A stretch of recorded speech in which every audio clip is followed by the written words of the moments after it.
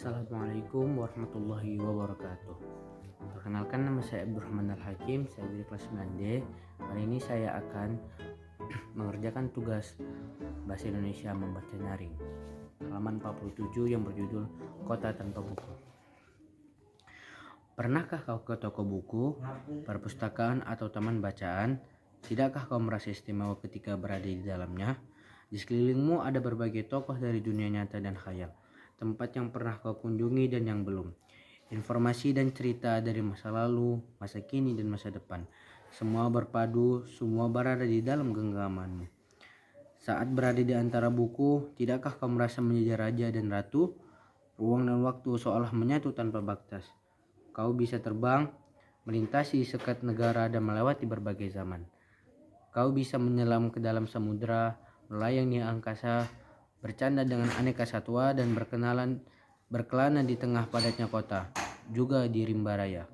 Kau tahu, buku adalah jendela dunia, kunci pengetahuan dan pintu wawasan.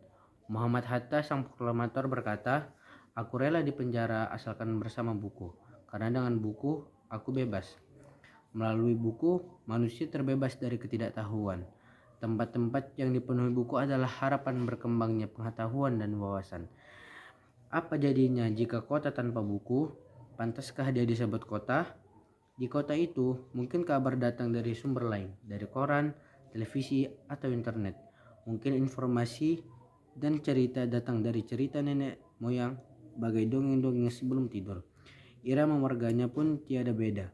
Bangun pagi, bertebaran di muka bumi untuk berbagi keperluan, untuk kembali pulang siang atau sore harinya. Setelah itu, mereka berangkat tidur dan memulai lagi hari berikutnya. Semua serupa. Di kota itu mungkin ada bangunan bernama perpustakaan. Di dalamnya buku-buku berderet dalam rak yang tak terjamah. Dada tangan meraih dan membuka halaman demi halaman dengan sukacita. Mungkin juga ada tumpukan buku di sudut-sudut sekolah yang sepi dan berdebu, jarang dikunjungi, jarang dibaca. Buku-buku di sana teronggok tanpa nyawa. Bagaimana dengan kotamu?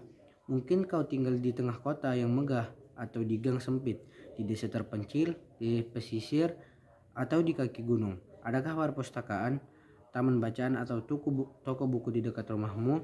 Jika ada, apakah tempat itu menjadi wadah berkumpulnya anak-anak dan warga, menjadi pusat berkembangnya wawasan dan pengetahuan, atau hanya menjadi pajangan?